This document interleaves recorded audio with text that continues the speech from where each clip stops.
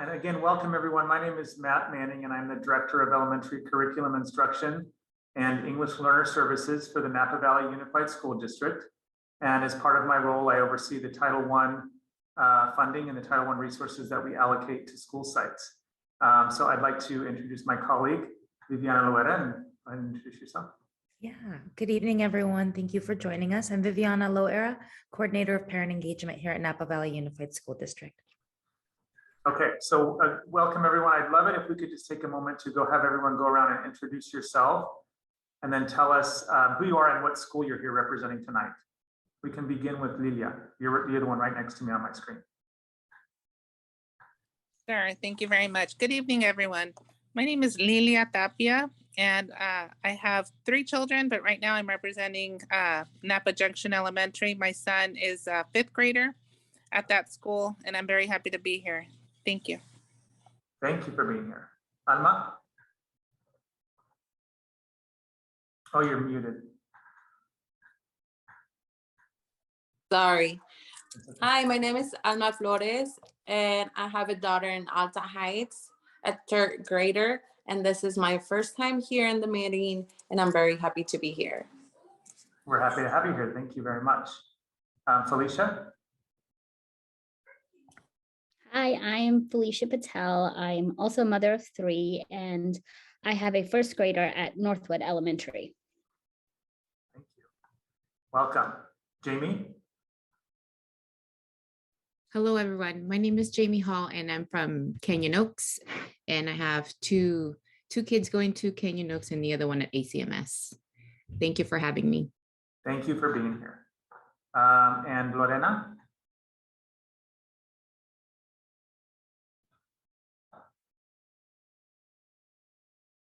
Lorena, do you want to unmute and introduce yourself? Hi. My name is Lorena Salinas. I'm representing school. I have a daughter kindergarten, and is Thank you. You were breaking up, but I think we heard the most important parts, which you're representing Pueblo Vista and have a kindergarten daughter. Did I get that right? Yes? Pueblo Vista? Okay. So next person. Yes, see? Okay. Maria Martinez, Carmen. Hello, everyone. Nice seeing you, Mr. Manny. My name is Maria Martinez, and I am here representing Phillips Magnet Elementary. Thank you so much for being here. Welcome. Okay, I think everyone has introduced themselves. We also have Megan. You'll see Megan's picture here. She's our technology expert helping us navigate the technology this evening. So thank you, Megan. And then Isidra, our interpreter. So welcome everyone. So what we're here tonight to do, if you've seen the agenda, is to talk about Title I. I want to give you an overview of what Title I funds are, what that means to be a Title I school. And then we would like to move into looking at the parent involvement policies that we have for our school sites. So I want to just link to you and show you where those are. We're not going to go through those in depth, but I just want to make sure you know where those are and have access. And then we'll finish up with Viviana and I both talking to you about our local control accountability plan, which is our budget that we develop yearly, and then getting some input and feedback from you about how we spend our resources. Okay, so that's our agenda for this evening. I'm going to go ahead and share my screen here.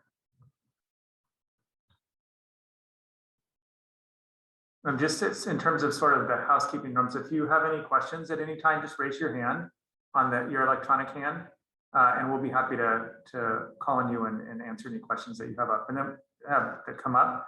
And then we'll also have an opportunity for everyone to share out and again ask questions and provide feedback as we move through. Okay.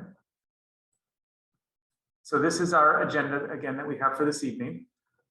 So hopefully everyone has this, and this also has previous agendas. The way that this is organized is that all of the agendas from last year are here as well. So if you ever wanted to go back and look at sort of historically, what has this committee worked on? What has this committee talked about?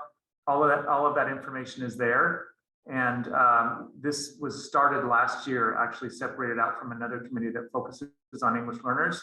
So that's where you can access additional information going historically, looking back at our district advisory committee from last year. Okay, so I'm going to move us into our presentation here. Can everyone see the full screen presentation? Is that what you see? Yes, great. Okay. So again, this is our annual meeting that we hold for Title I schools in Napa Valley Unified School District.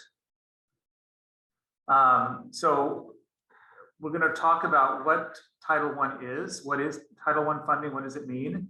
Your rights as parents under Title I, which is federal law and federal funding, parent involvement, school achievement data, school plan for student achievement success, our Title I funds, parent involvement policies, and then the parent school compacts that each school has. So those are some of the topics that we'll cover tonight. Other topics of these areas we'll also cover in meetings that are coming up in subsequent meetings, but these are some of the areas that we'll touch on tonight.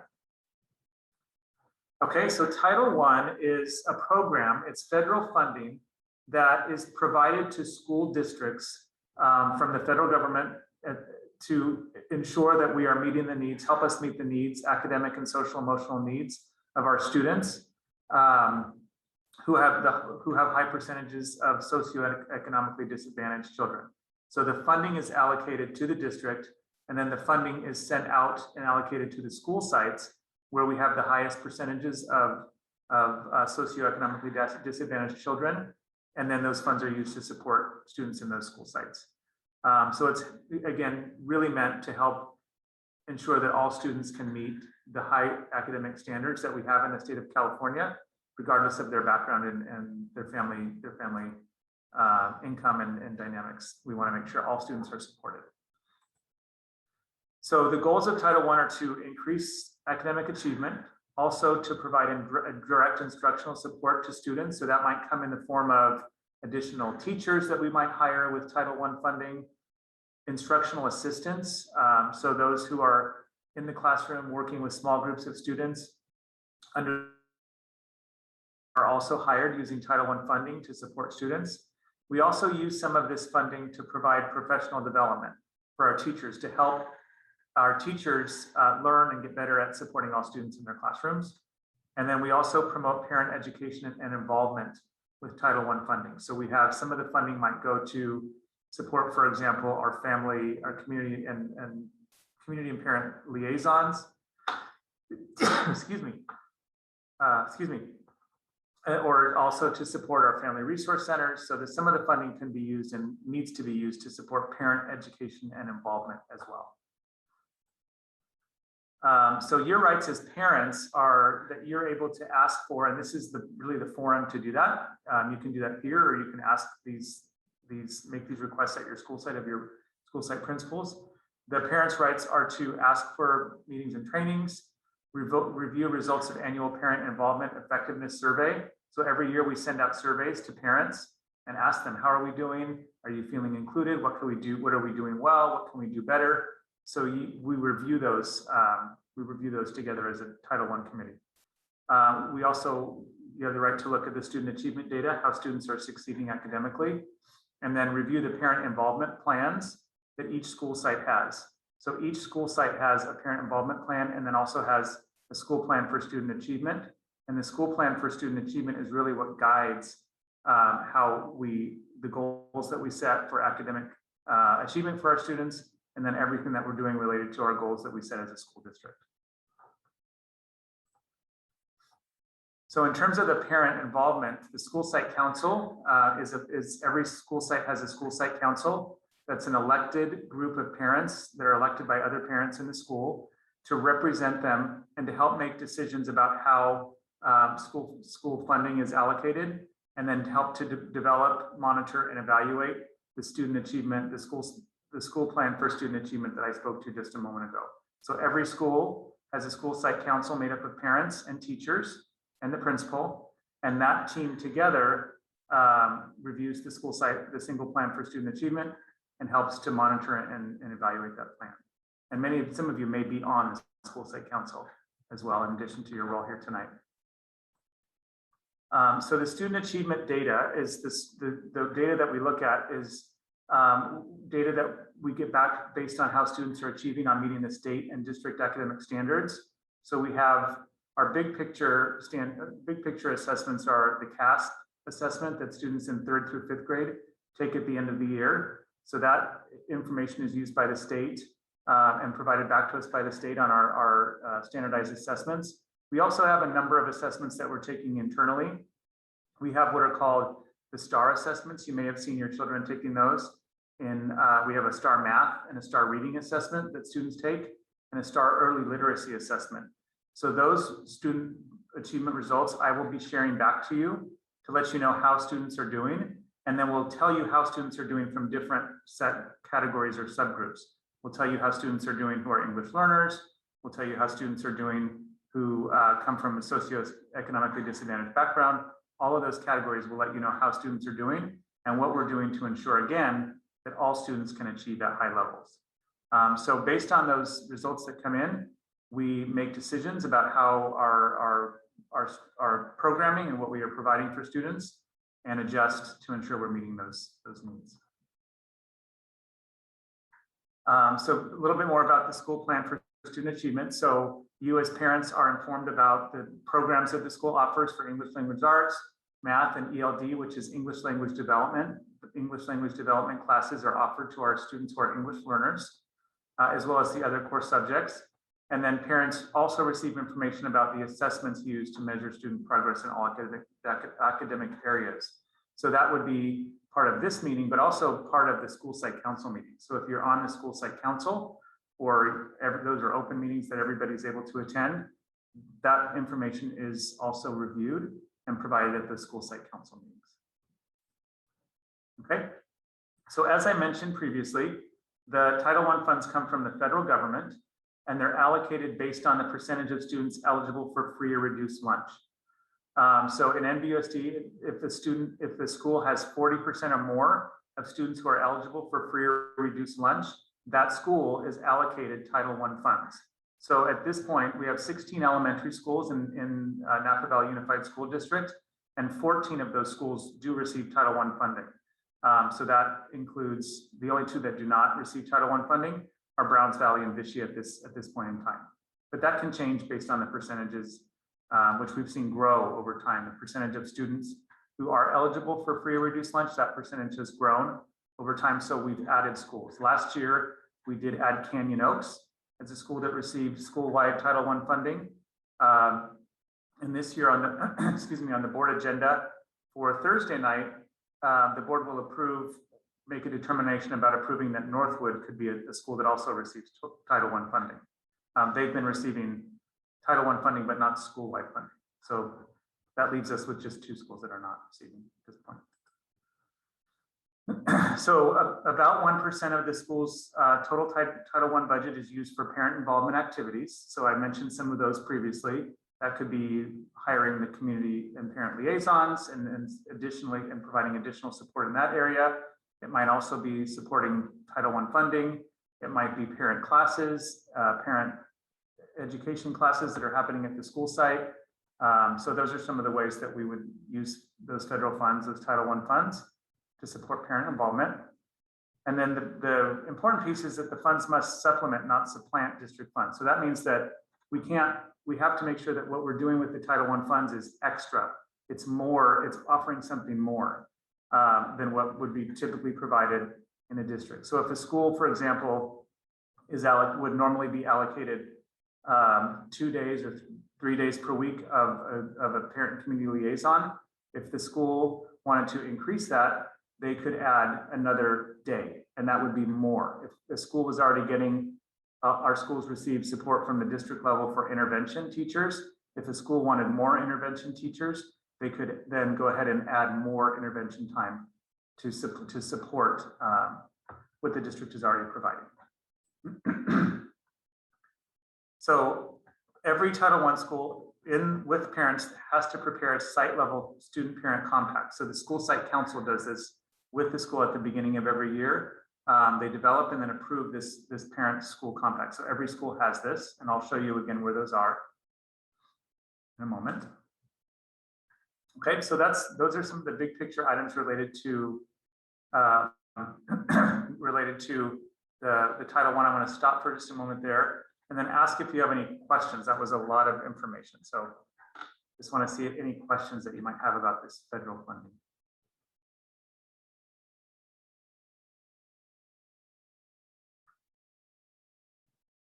Nothing at this time? No? Okay, all right, thank you. So I'm going to go ahead and move us into our next agenda item.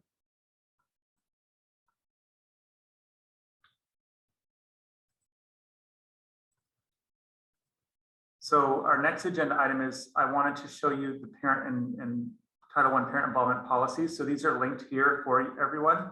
So if you click on that link, it takes you directly to the parent involvement policies for all of our school sites, elementary school sites. And I want to make sure that you're aware, and I'm not sure if I mentioned this, that the Title I funding is only allocated in our school district to elementary schools. So all schools have a parent involvement policy, but the Title I funding is only for elementary schools in Napa Valley Unified School District. So you'll be able to find your school's Title I parent involvement policy here in both Spanish and English that you can refer back to. And again, this is something that you would see at a school site council meeting approved. So I'll click on this Alta Heights, and they all look very similar. So, but this tells you exactly to involve parents in the Title I program. This is what Alta Heights is committing to do. So Alta Heights convenes an annual meeting, offers flexible times and number of meetings, involve parents in the students in organized, ongoing, and timely way. So you can move through this and see what Alta Heights is doing to involve parents in a Title I program, and then building capacity for involvement and providing accessibility to all Title I meetings. Okay. So those are some of the just some of the items that we need to go over as part of every year we review this. Every year we review what a Title I school is and what Title I funds are. Okay. So that's the logistics information. Any questions about the parent involvement policies? Yes, Jamie. So is that policy just for NVUSD, or is that for anyone to view, like public? It's public. Anyone can view those policies. Yeah, they're posted online as well as I just linked them here for your convenience. Great. They're posted online as well. Yeah, everyone can view them. Thank you. You're welcome. Any other questions? Okay, I'm going to move us on to our next agenda item then.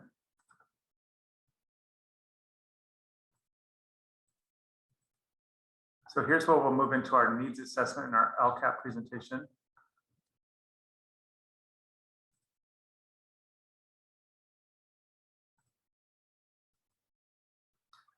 Okay, so the local control and accountability plan, and Lilia, you've seen much of this at the DLAC meeting as well. So this is the local control and accountability plan is the plan that is developed by the district team in conjunction with parents, teachers, all kinds of stakeholders to determine how we're going to use our funding as a district and the goals that we're setting to, and how the funding will be used to help us achieve those goals.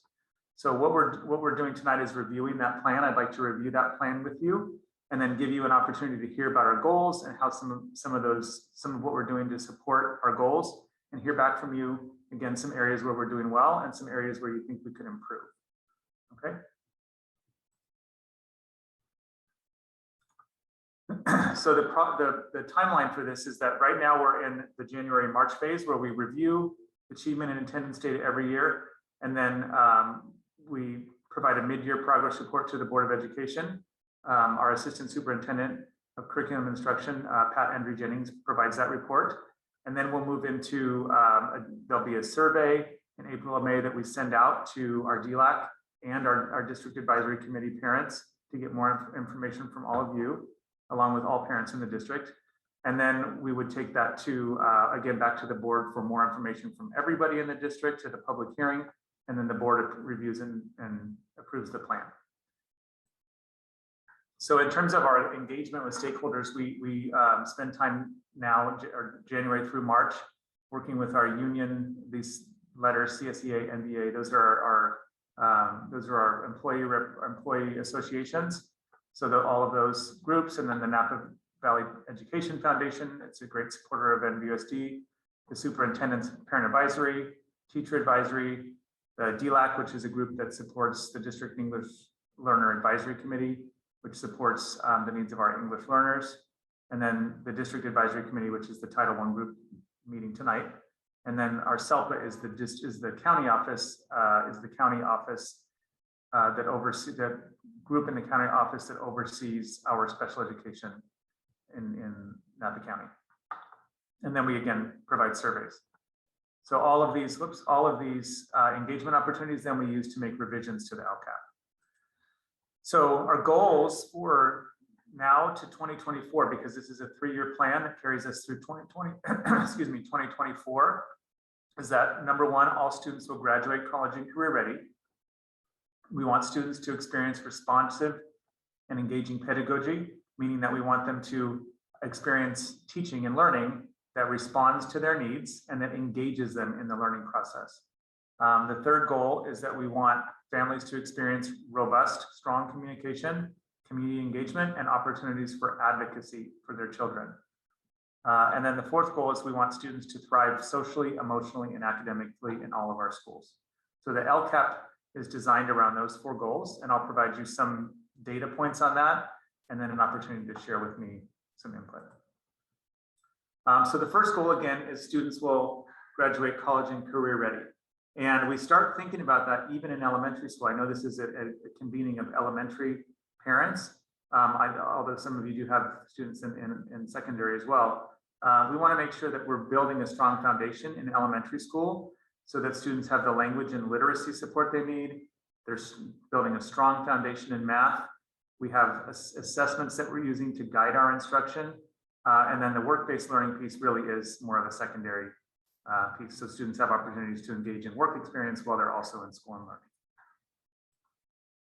So we measure our progress in this goal with the graduation rate, the STAR assessment data. So I mentioned to you earlier, the STAR assessments are those assessments that we use for all students in our district to see how they're progressing throughout the year. We also have college and career readiness indicators, CASP data, and A through G completion rate. And some of these pieces are again secondary, but we're building this foundation in elementary. So this is some of the data. We've been in, as we're all aware, in a pandemic that has not allowed us to take state assessments since 2019. So some of this data is not current data, it's the most current data we have.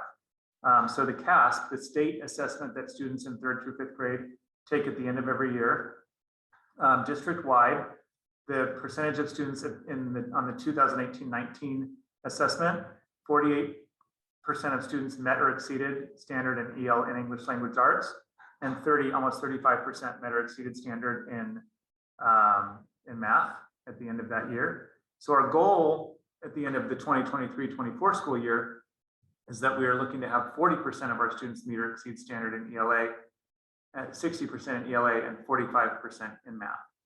So we're looking for that increase over time.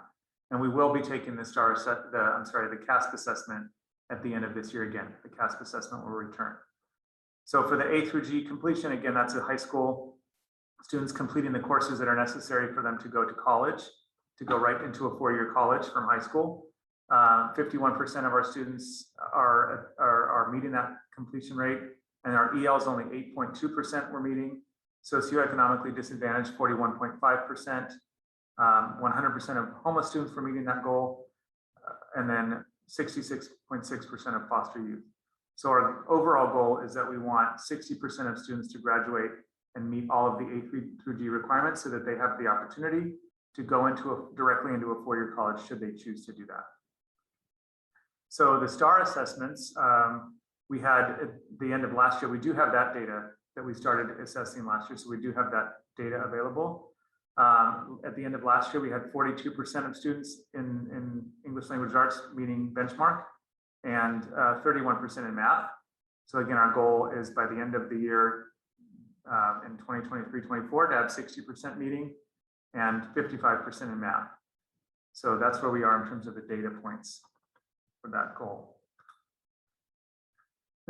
these other pieces, which are again secondary, the college and career readiness, 44.6% of students were prepared, which includes that A through G requirement. And then 60% of students we want to be prepared by the 2023-24 school year. So the graduation rate overall is 91%. And then you can see the breakdown for some of the other subgroups. That was the 2019-20 data. At the end of last year, 91.5% of students graduated, and then our goal is to have 95% of our students graduating from college, from high school in the 2023-24 school year. Okay, so that's our data points. So now before I move on, I want to stop and just hear from you as parents. We're thinking about the academic supports that we're providing the student, what we're doing to academically engage our students and help them meet those high standards. What, from your perspective, is working, and what do you feel we could do more of or less of? And Viviana is going to lead us through this conversation. And please speak very freely and candidly. This is your opportunity where we'd really love to hear from you about how things are going. Right. And feel free to offer, if you have questions, suggestions, like Matt said, what's working. You saw those numbers, you have the whole total for all of the population of the students. But as you disaggregate those numbers, there's some changes in those numbers. And, like Matt said, let's be real and candid with that information. What supports can we possibly incorporate to make sure that our ELs, that one of the data points I noticed was 8%, versus a 50-60% with our general population. So any questions or suggestions that you might have, or something that caught your eye?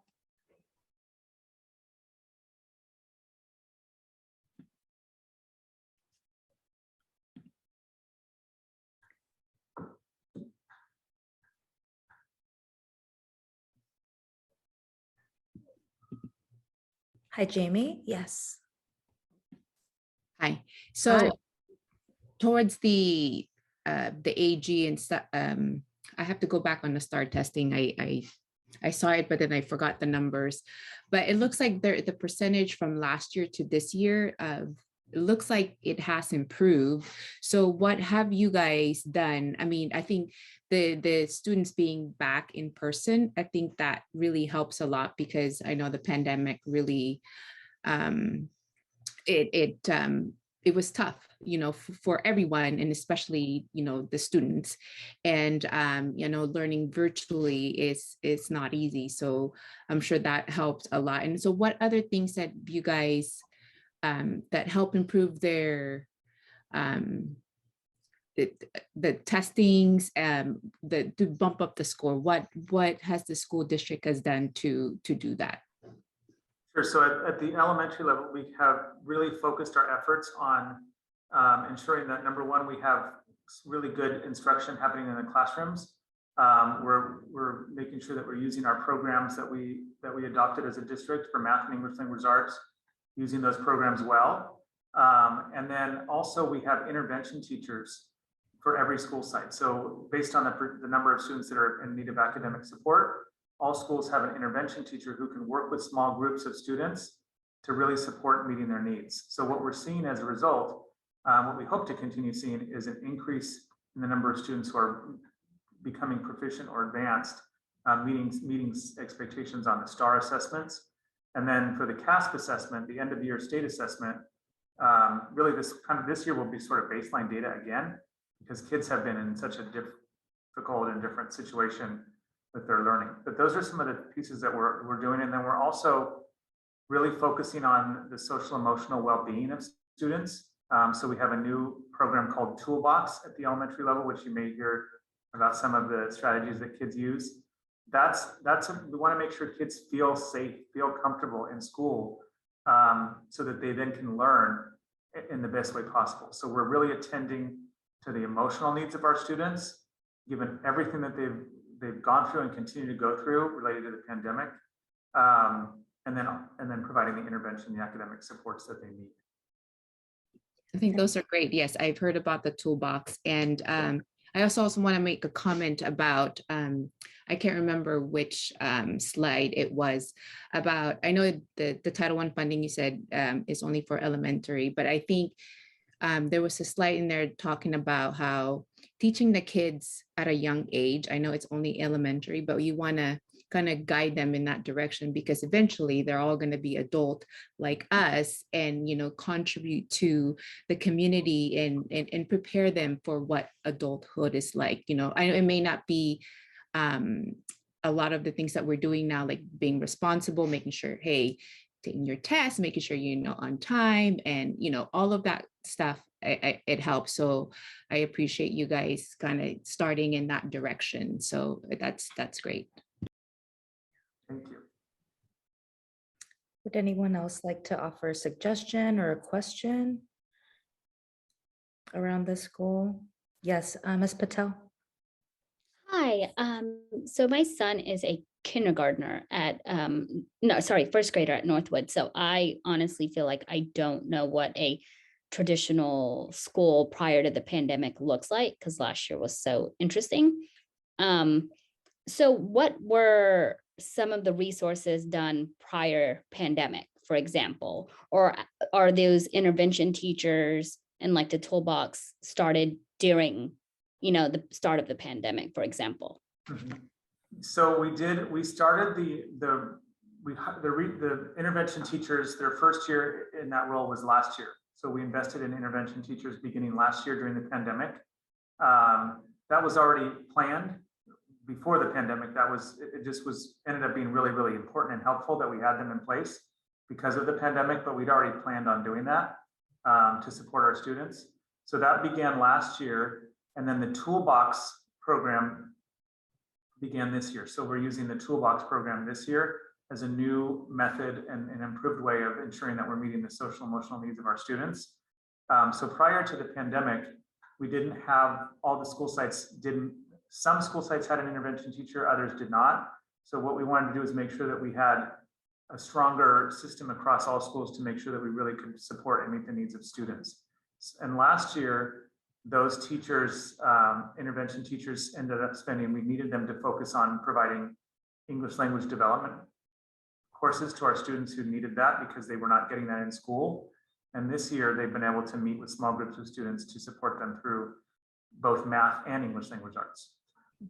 So really we're seeing more of what we started during the pandemic last year was sort of, not a true model of what we would want to see, but this year is much more closer to the true model where those intervention teachers are pulling small groups of students, meeting with them, working with them individually on specific targeted goals. And then we have the social emotional program that's in place and being used across all our schools. Thank you, Matt. Lil. Thank you. Did you have something? Oh, okay. Oh, Yes. thank you. I just want to emphasize, I don't know if everybody is going through the same type of situation. I feel like we are at a point, we need some assistance in our site, getting parent involvement. However, it's something we're going to have to start living with because there is a feeling of that it's discouraged, that parental involvement is discouraged because we're not really, we're not welcome inside of the school. And I'm in the PTA and I'm very involved, and yet I hardly know my child's teacher. I've had a conference with her and very limited communication. I feel like the teachers and the staff are so focused right now on safety. And it's been such a, I think, overwhelming, situation for them that it's really been difficult. I think pulling parents in has been difficult, even though we have a new site and it's a new school and it's, it's a welcoming looking school. Everything is great about it. Everything is new.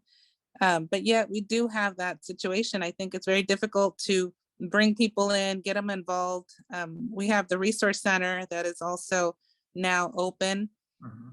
But again, I think it's really difficult. I can't blame anybody. There's nobody that we could really, it's more of, we need to live with the situation and we need to look for more tools to work with it because unfortunately, there's not enough there's not enough involvement, and I think that kids are kind of losing out on that. I used to be volunteer in my kids' class every year up until when everything happened.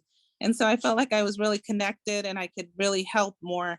My son has a special situation. He has a learning disability. And so, that makes it a little tougher to be a part of his learning and helping. So I don't want to take up too much time, but I am concerned right now. I feel like we did the best we could in home when he was here, when they were here, but now there is a disconnect, even though I am a avid supporter and I'm in the know, but yet, I don't know how to bring in people other than stand outside and try to hand out stuff. But it seems like that's an area we can probably, hopefully in the future look at somehow working with the way things are and coming up with a better system to draw people in and get, unfortunately, right now, I think that the teachers and the staff in general are, just trying to get by with what's going on.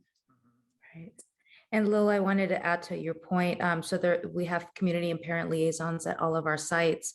And with that, I'm wondering if either I can connect you with Jenny or, have her give you a call to see if we can have a meeting to kind of have some dialogue around this. And it's something that obviously is going to benefit the students and the parents and the centers. So I'd be more than happy to connect with Jenny and get a meeting going with you and her so that we can get things moving a bit. Like you said, the FRC, the Family Resource Center, is also, as of this Monday, now open. So I think there'll be more opportunities for families to be able to get information, get resources, possibly some virtual classes, all of that. But you're right. How do we incorporate some strategies and tools into a time when we really can't be around each other as much? But there has to be ways. So would it be okay if I connect with Jenny and connect you with her? Our parent liaison? Yes, I am connected with her. I could get a hold of her. I Okay. do have set up for Thursday morning with Principal Montgomery at Family Resource Center. And this is definitely information that I'm going to bring up. I'm taking my, my notes right now, my scribbles, but I am going to definitely, discuss how can we support as parents and how can they also, instruct us or unite us a little bit or get us more involved, because I think that there's some opportunity for, in the parents getting a little more information and being more involved. Yes, So, and whatever resource we can provide you from my end, please let me know. thank you. I will. Thank you. Yeah, thank you very much. Thank you. We had Jamie next. The other question I have was the title funds. I know you mentioned about broking it. I'll have to go back and look at for our school. Those funds are strictly used for, is it like during the class, 8 to 2:25, or can it be used for like after school program for like art, any type of after school program like STEAM, music, are those funds, or that's all related to the school and what they want to do? So there are some very strict guidelines that the federal government sets for the way the funds can be used. So it's not something that can be used on like an after-school music or art program necessarily. Sometimes there's an opportunity if it's paired with academic intervention or a social emotional component, because it's really specifically for helping students who are not meeting academic standards, helping them achieve at higher levels. So sometimes it's possible when the schools are creative to couple, have the academic piece be together with like a music course or an art a way of addressing that through art. But typically so that can be after school, but it's typically the schools use that funding for personnel to hire instructional assistants or additional intervention teacher support. That's typically what how the school use that funding. And then again, those decisions are made with the school site council that's made up of parents and teachers. Okay, great. Thank you. Answer your question?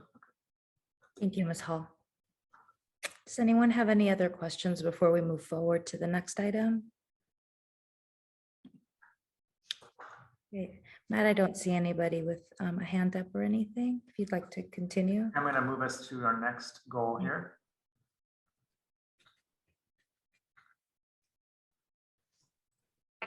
Okay, so the next goal is that students will receive responsive, engaging pedagogy, meaning again, that our teaching and learning is responding to the needs of our students and that we're engaging students in school.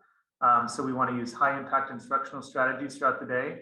So we know that there's research tells us that there are ways that we can teach our students that are going to allow us to make the most progress with them, the fastest progress. So for example, we have commitment in our school district at the elementary level to ensuring that our students' conversation, that they're having high level of student discourse, meaning that they're having good conversations when we ask students to pair and talk to each other. We want them to be engaged in really good conversation with each other. So the teachers help them structure ways to help them have those really good conversations. So that's one strategy we've committed to.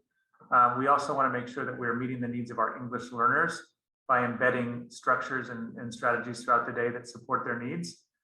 So vocabulary development, different language structures throughout the day to support even within like social studies or science, that there's language aspects of language that are brought in to teach students English language development all day long.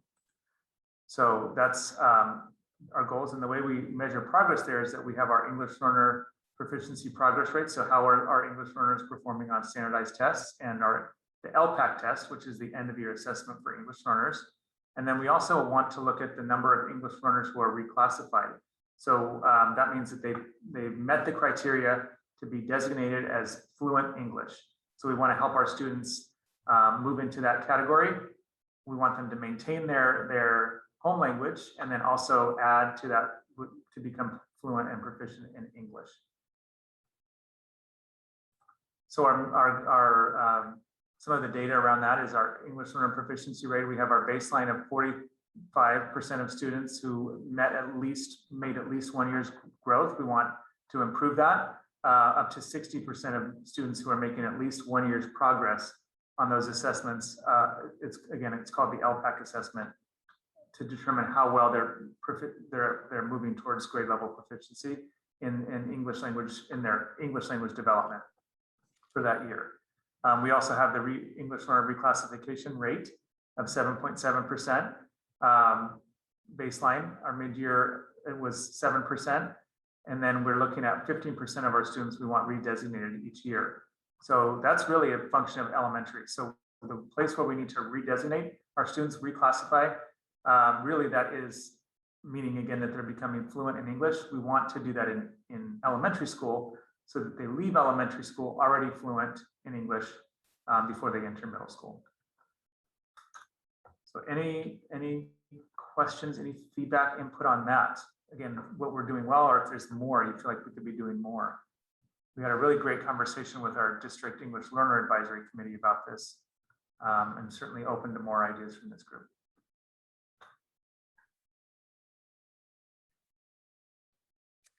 Yes, Lil? I have one question. So I went through the Parent Square. I went through the explanation of the reclassification exam and so forth. And it's there's a button to see an example of the test, which I wanted to look at, and it's not there. Who would I speak to? The test wasn't available. It said there wasn't available at this time. You can speak to us. This is the perfect group to speak to. We can address that for you. Okay, yeah, because my son has not reclassified at this point, and so I really want to, help him in going through that. So that would be very helpful. We can reach out to the our director of assessment around that. We can work together on that piece. Thank you. Thank you. Yes, Ms. Hall? So the question I have, so when you guys start this test, is this given to the student when they first come to the school, like a kindergarten, and then every year they get tested? Is that how it works? That's Just exactly right. Yes, okay. That's exactly right. Yes. And then so percentage wise, it's it's gone up. So it was 7.7%. Is that beginning of, oh, it says October? 7.7% was, yeah, it's in the baseline in October. So in January, 7% of our English learners reclassified. So Okay. we want that number to go up and not, I mean, that's sort of stayed around the same. We want it to go up so that by the end of the year, we're reclassifying 15% of our students.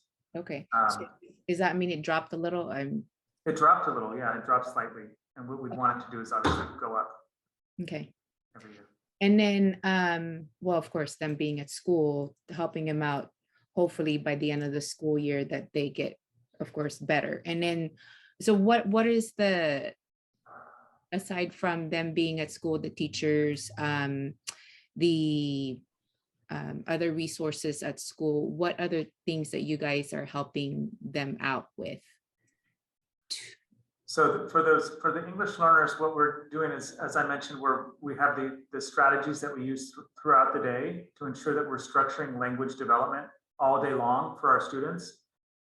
We also have what's called a designated ELD, a time during the day when students are specifically learning to be literate and in English, to be orally in reading, writing. It's really focused on their English language development, and that's specific to students who are learning English for the first time. So that course, that part of the day happens in elementary to meet those students' individual needs. And then again, we want to make sure we have strategies that we're using throughout the day to meet all of their needs as well. And then we have students might engage in goal setting. We just, at our last District English Learner Advisory Committee meeting, we celebrated students who are our English learners. We had 73 students who reclassified in the elementary schools that were represented. So just really making sure that students, parents and students both understand the importance of that, that we never want students to lose that ability to read, speak, write in their home language. We just want them to add that level of fluency and proficiency in English as well. So those are some of the things that we do as a district. Okay, thank you. I know there's a lot involved, but I was just curious. And then, so what, I know sometimes at home, parents, with work schedule and stuff like that, sometimes it gets difficult to help them out. What tools do you guys give the kids? Because there's no homework that kids take home to school.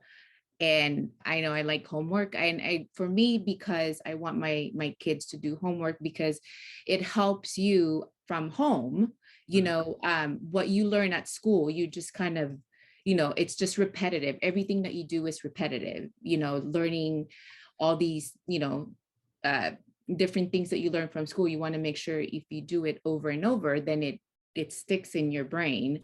So I was just curious if there's anything that the teacher can provide. I mean, I know there's Imagine Learning that's being used. Dreambox is another one. What's the Benchmark and stuff like that. I mean, I try to make sure my kids, do those, but I know they're only in school right now, but if before you can do them at school. So I always say, okay, 30 minutes, I sit with you and make sure so that it keeps them going. So they retain all of that information that they learn at school. So what other things can the school help provide so that they continue at home? And I know it's the help with the parents as well, because all of us working together, it takes a village to raise these kids and make sure that they get to where, we want them to be successful is the goal. So I was just curious if there's anything that kids can take home to help, practice at home. So not necessarily homework, but it's practice. Additional practice. Well, you just named two of the pieces. If there's access at home to technology, Dreambox and Imagine Learning. And I should have mentioned Imagine Learning as another tool and a resource we use to support our English learners, because that's another important tool that we have. So Imagine Learning, Dreambox. We also always encourage parents to spend time reading, just 20 minutes of reading every night. I think most schools we're not always looking for students to complete like a worksheet or do something like that, but just engaging in that reading and conversation with parents. And as part of the parent learning series that Ms. Loera has developed over the course of this year and last year, we've offered a couple classes about literacy and how parents can engage with their children in reading, and what are some great questions to ask your child as you're reading to really help their comprehension. So I think that we might have those recorded. I'm not sure if those are still accessible, or I can go ahead and take a look at that to see the accessibility from Zoom, if it's deleted or not, Ms. Hall. And I can definitely connect with you and get back to you. Okay, yeah, because it's like those questions, like I know the teachers, when I talk to them about, you know, just when they read, even though it's a short book, you know, thank you for bringing that up.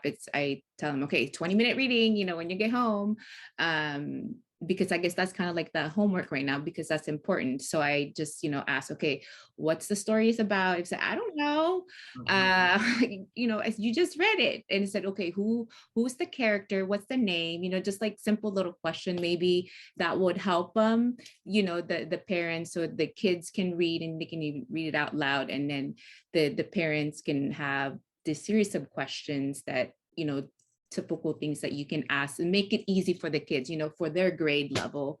That might help the parents at home too, if at least do the reading part, asking that question. If you guys are able to provide that, that would be awesome. Yeah, I think.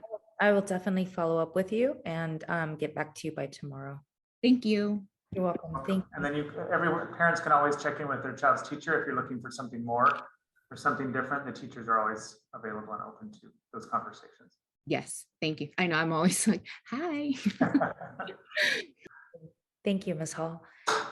Lil, I don't know if that's your hand from earlier or if it's a new one. No, okay. How about any other questions from the group before we move forward to the next item?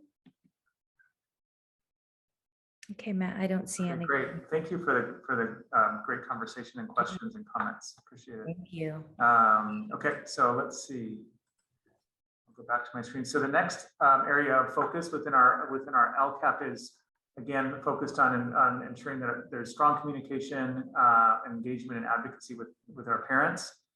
So our methods for promoting family engagement and communication, and wanting to have high quality interpretation and translation services available, have been a couple areas of focus. So the way that we measure that is with our annual family survey, which the results of which we share, and then this will go out again this year. And our survey this year will be sent out in early March. So you'll have an opportunity to provide feedback on that survey, but we'd love to hear from you now. What are some methods of communication with parents that work, and what are some areas where we could improve?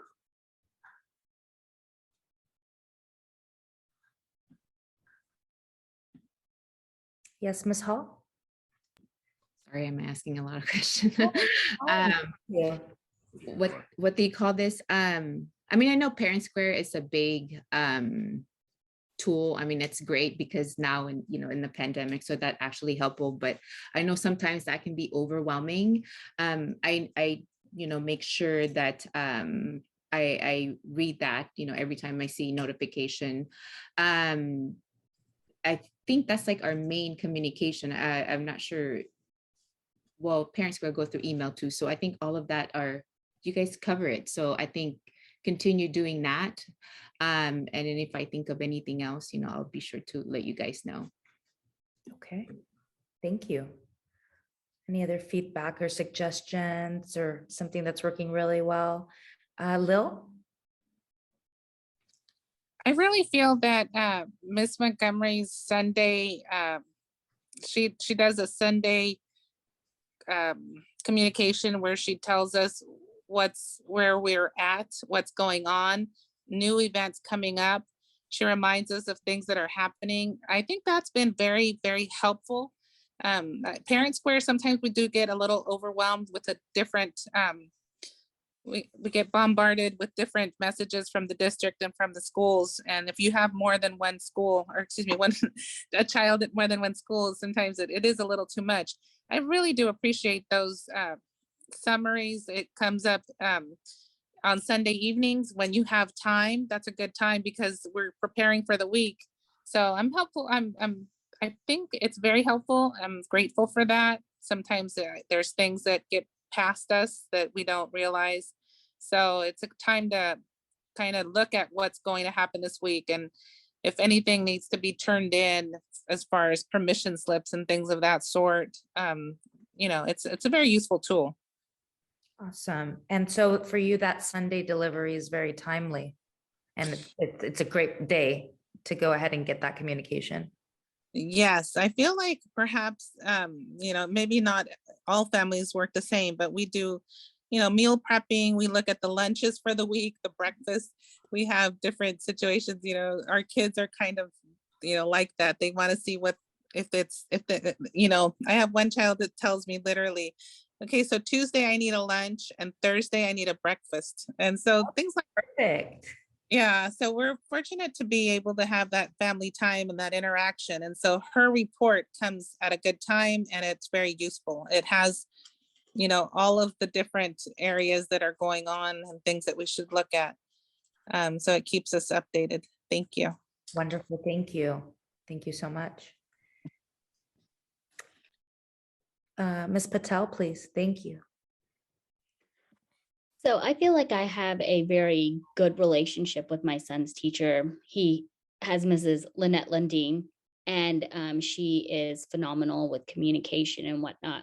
So I feel like, there's no communication issue there. And with Parent Square, that was already covered prior by Mrs. Hall, and I totally utilize that every day. But one thing I want to bring up, and I don't fall into this category, but I'm sure a parent would, whereas they may not feel always comfortable with technology or verbal communication, where if English is not their first language, and for example, their teacher may not always, reciprocate that well, or somebody at the school level. That's not my case at all.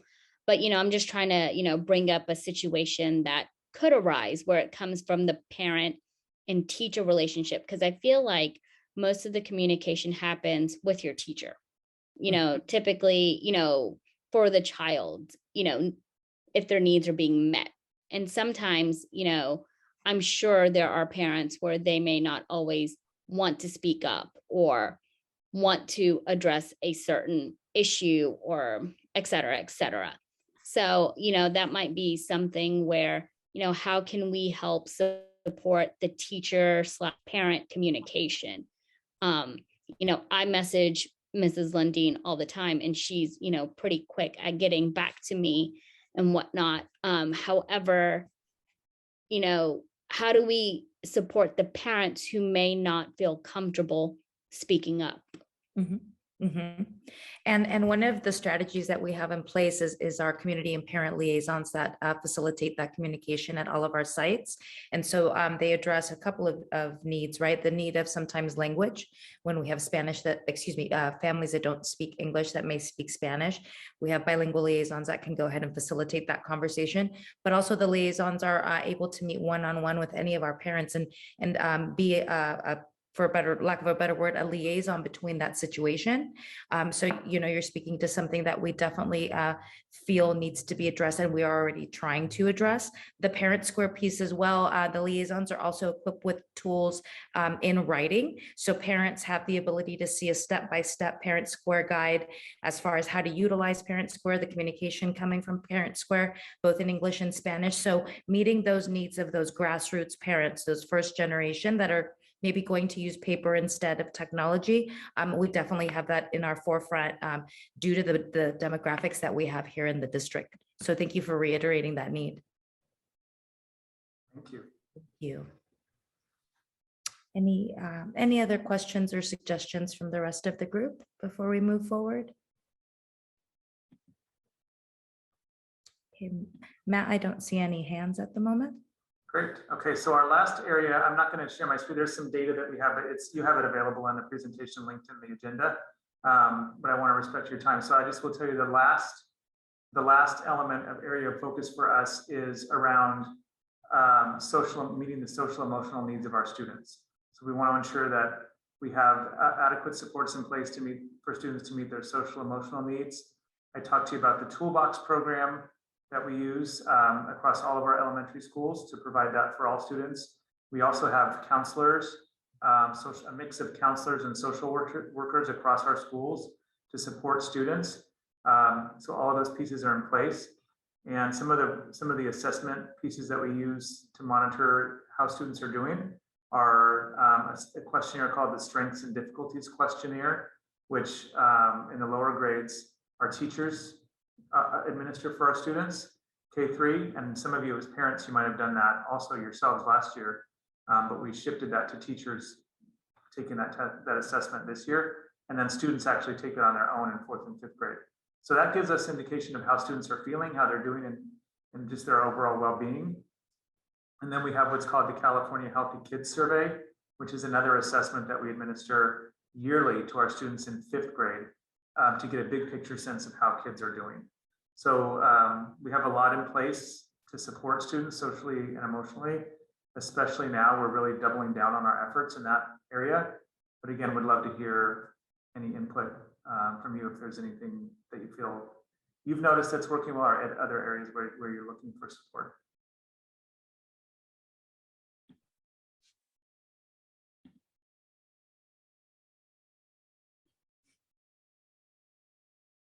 Yes, Ms. Hall. So for the social emotional, so you said the kids, I know they have 2 blocks in elementary, but how often do they take that test to kind of see how they're feeling and stuff like that? Is that like a monthly basis, weekly, or? No, it's this Strengths and Difficulties Questionnaire. They take twice. We would anticipate them taking twice per year, once at the beginning, and then once more towards the end of the year to see how they're doing at both times throughout the year. I mean, obviously, teachers are engaging with kids throughout the day, right, and then just checking in, and you know, there's more informal ways that teachers are working with students in their community circles, and those opportunities in class to just kind of gauge how kids are doing, and then provide support where needed. But we take those more formal assessments during other parts of the year, and then we also monitor the attendance rates, making sure that students are showing up to school, and look at if there's an attendance issue. Is there something around social emotional piece that's stopping the student from coming to school, or like the suspension and expulsion rates? We want to make sure that those are not high, so that we know that, again, students who are succeeding and feeling good about themselves socially and emotionally wouldn't be engaging in behaviors that would require suspension or expulsion. Sorry, there's expulsion in elementary? Not really. I mean, there is. It's possible, but it's very rare. It's very rare. But it is. I mean, there are expellable. I think that's a word. Offenses in elementary school that we would have to consider that for, just because of the way that the California Education Code is written. Got it. Okay. I mean, I know, you know, we're just talking about elementary, but there's the different grades depending on what's going on in the secondary level and stuff like that. But okay. Exactly. Thank you. You're welcome. Thank you, Ms. Hall. Any other suggestions or feedback from anyone else in reference to the socio-emotional piece?